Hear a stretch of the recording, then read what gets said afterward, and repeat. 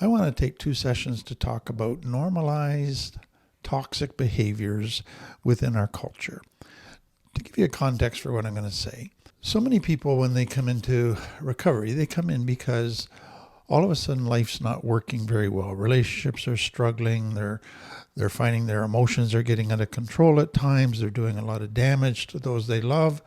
They're falling into habits and addictions that they just can't break, and they're not sure why. So they come into recovery and they begin to realize it's stuff from my childhood, it's trauma. So they begin the recovery journey in deconstructing their life and their trauma to begin to understand why this unhealthy coping mechanism is there, where it came from, why it developed. But what I want you to see is you can't stop there, because what then you have to do is deconstruct your family system. What dynamics in my family were healthy? What dynamics were unhealthy? Now, deconstructing is not to destroy your family, to tear them down and say they were terrible.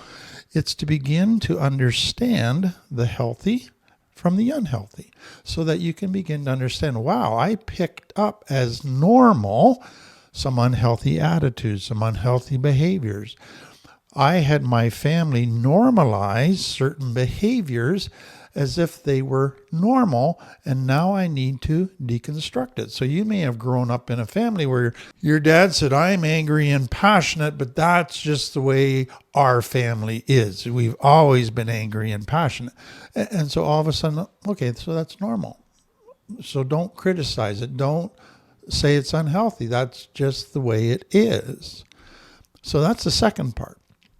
But then you have to go to deconstruct your religious belief, your faith, if you have one, and begin to realize, was I taught or indoctrinated with stuff and told it was the truth and it was from God when maybe it wasn't? It was just somebody's interpretation. And that's a challenging journey, to separate the baby from the bathwater. But it's an important part of beginning to figure out, why am I unhealthy today? Why am I doing unhealthy things? But you got to go one step farther, and that is deconstruct your culture. Realizing that you grew up in a culture where certain things were normalized, but that doesn't mean they were healthy. And so you're going through 4 layers of deconstruction in your recovery journey.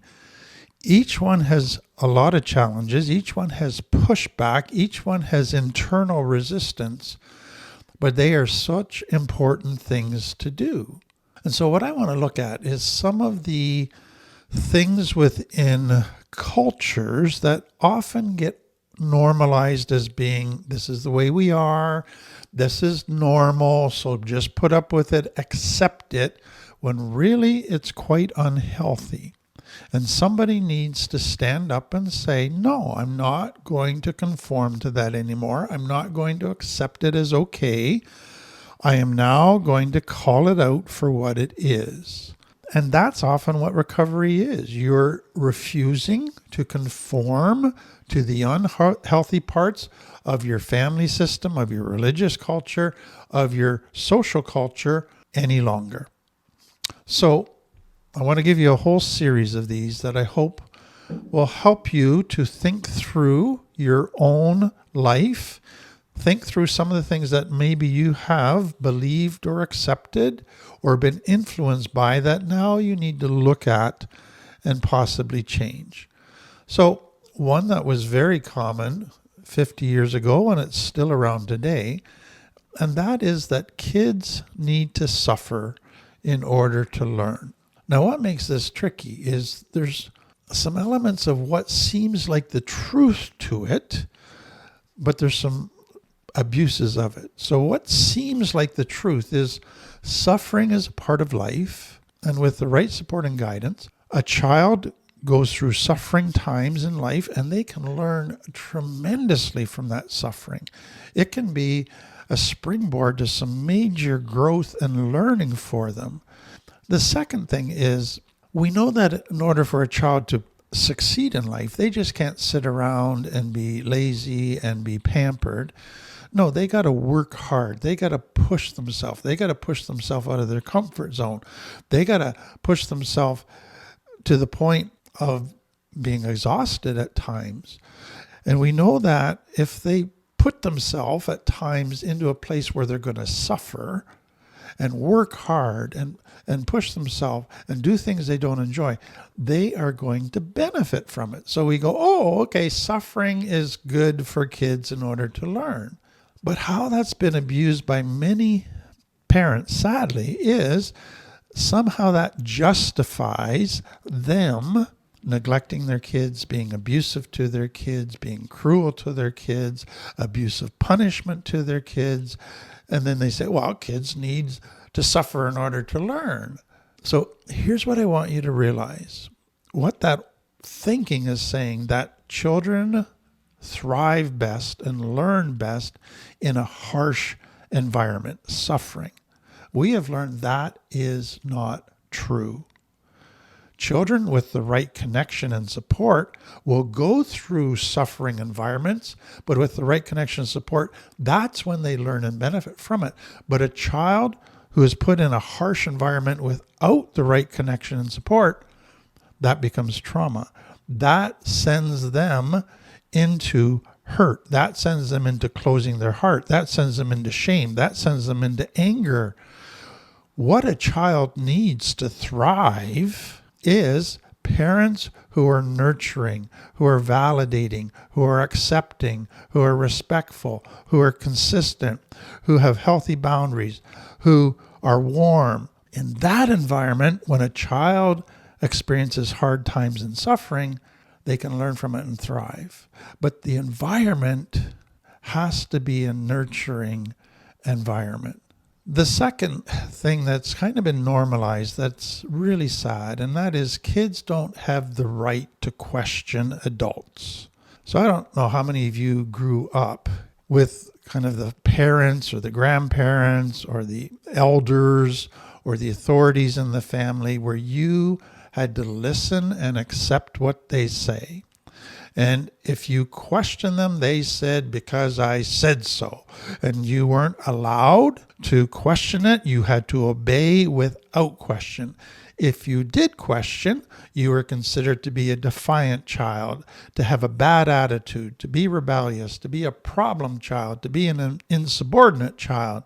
You were put in a very negative light. But here's the reality. Adults aren't right 100% of the time. Many adults have worldviews and beliefs that they think are right, but they're very unhealthy. So good parenting doesn't mean that you gaslight your children to accept your beliefs without question. It means that you are always aware that you might have flaws in your beliefs and in your character, and you want to get healthier, and so you need others to expose the things in your life that aren't healthy. You value that. It's not done to condemn you, it's done to help you. And so that means that a healthy parent is open to a child asking questions, challenging their belief. They don't go into a defensive posture that then judges and condemns the child. They go into let me think about that. You might have something there. What I have seen is parents who get upset when children challenge their beliefs usually have a lot of shame issues. So they deep down don't feel really good about themselves. They don't feel good enough. And so because of that insecurity, they try to create a sense of security and feel better about themselves by a belief system where I'm right. And if you challenge me, you're going to expose my shame and how I really feel. And that's going to destroy everything. So you can't challenge anything. So it's really parents that have deep shame issues. Sadly, what all of that is doing, so you can have a family that doesn't allow children to ask questions, and then you can get a society that doesn't allow people to challenge the government, to challenge the leaders in society, to ask tough questions. If they shut that down all the time, if they're constantly trying to gaslight you with propaganda to believe what they want to believe, what they're really doing is getting rid of critical thinking. They're indoctrinating you. They're using fear to get you to fawn, to conform to whatever they're saying. And they're telling you that that's how there's going to be peace. That's how we're going to be a united, wonderful family or nation. No, it's not. That's not the true definition of peace. That's not the true definition of unity. That's unanimity. We need people with critical thinking. That is one of our most important qualities. We need children who are curious, who are authentic, who are able to just, that doesn't make sense. That doesn't feel right. And they ask questions. They challenge stuff more out of their intuition than critical thinking, but they're wanting somebody to help them critically think it through. And if that gets shut down all the time and they just get told to obey and conform and never challenge, we do tremendous damage. The third one is it's okay to sweep hard or tricky subjects under the rug. This is in many homes. This is in many cultures. If there's something you see that you don't like, don't confront. Don't talk about it. Sweep it under the carpet. Act like it's not there. Just whistle in the dark and just act like everything's wonderful. And so what is happening in these families and in these cultures is conflict is never a good thing. Conflict never leads to exploring both sides, trying to find the truth, trying to find a solution. Conflict is about the authority winning. The person in authority is going to dominate, is going to hurt you. So now you don't even not just lose the argument. Now you get humiliated. Now you get punished in some way. So pain gets added to pain. And so conflict becomes this win-lose situation, and to the person not in authority, you always lose. So what do you do then to avoid the pain and not get hurt? Well, you just sweep stuff under the carpet. You have peace at any price. You never rock the boat. That becomes conformity. That becomes the thing that gets you validation. Boy, you're a good kid. Boy, you're a wonderful citizen. You are so supportive. You are such a loyal, patriotic person. That can do so much damage. And so what we need to have a healthy society, to have true peace, is where when there's something that isn't healthy, when there's something that is dishonest, when there's something that is hurtful, when there's not equal rights, when people are being oppressed, somebody stands up and risks conflict and says, that is not right. I will not sweep it under the rug. That is violating love. That is going to lead to all kinds of problems. That's a healthy society. And if the leadership can then say, hey, you're right. We're not loving others the way we want to be loved. Their needs aren't as important as our needs. That is not a healthy society. But unhealthy societies, you have to conform to the leadership, and that means sweeping a whole bunch of stuff under the rug. The next one that sadly has become quite normal in many cultures is what I call parentification. So this often happens in complex trauma families where the parents act like kids and the kids have to act like the parents. The parents or the kids have to take care of the parents' emotions. They have to fix their problems. They have to baby them. They have to be their confidant. They have to do all these different things because the parents just keep acting very immature. What they're learning is they have to be the mature one in the family because everybody else is not being mature. And if this family is not going to fall apart, well, they better step up and meet all the needs of the family, take on extra responsibilities in the family, take care of everybody else's emotions, suppress their own needs, suppress their own desires, and just take care of everybody. So they have to fawn to the ultimate by being over responsible, super responsible, and adopt a role and not allowed to be a child.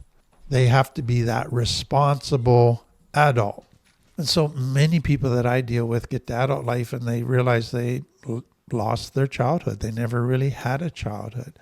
They now have this chronic sense of being over responsible that leads to burnout later in life. And so it's a huge issue that then spreads into society where the authorities don't have to be mature. They can just be all about their own little issues and their own little desires and act very immature. And we have to take care of them. We have to fawn. We have to act like we're okay with them, but we got to pick up extra work and extra stuff. And so it's an unhealthy model. Now, I just need to add something where this gets a little bit tricky. And that is, there's an important piece for where people could misunderstand this, because they could go to the other extreme and say, yeah, see, I'm not responsible for my parents at all. So what happens in complex trauma is you're made to feel over responsible for your parents, that you have to take care of their needs because they're not going to. And what you're really doing is, if I don't take care of their needs, then they might die and they won't be able to take care of my needs. And so you get to adult life and you go, some go, I'm still responsible for my parents 100%. I got to run whenever they call. I got to do whatever they want. Others go to, forget my parents. But then their parents start getting older and their parents do need legitimate care. And they go, okay, what do I do? Do I have any responsibility to my parents? And this is where you really have to think it through. And I've done a video around this because it can get really tricky as to what is my responsibility. Do I meet their needs even though if they continue to be abusive to me? Do I meet their needs in a limited way and just be very clear about the boundaries of what needs I won't meet? So important to think through. And so we do have some responsibility to our parents, but our parents are responsible for themselves. We have to get past that I have to pick up the slack in all relationships. That is so destructive. There's one final one I want to talk about today, and that is the belief that we owe our relatives or anybody new in our life unwanted affection. So I remember growing up, and this is true in many cultures in the world, and that is there's kind of these rules about social interaction. So when you go to a social setting, you need to hug people. You need to give people a kiss.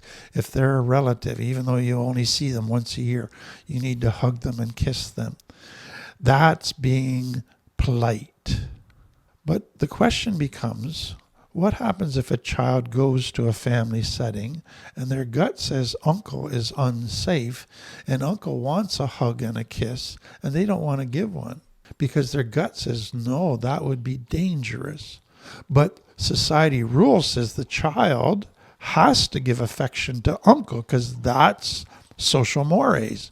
That's the norm. It's really, really important to understand that just because society has rules and expectations does not mean they are healthy. Those expectations have been established over years by those in authority about what's best for them, what they want. And so many parents are afraid to challenge those rules, to break those rules. So if their child is not wanting to give a hug or a kiss to uncle, if they listen to their child and they approve of their child's decision, then they are looked down upon that they have a rebellious kid. What are other people going to think of you?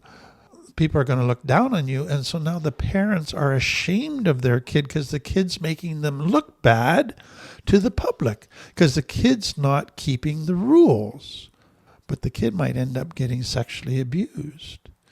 And so the parents often are trying to relieve their own internal fear of looking bad, of being looked down upon by others, of being judged by others. And so to relieve that, they force their kids to go against their gut. Such a dangerous thing. So those are just the first 5 things that are in many cultures still that have been normalized. But when you stop and deconstruct them and think about them, you go, wow, those are actually toxic. I need to rethink that and develop healthier ways of living and setting boundaries.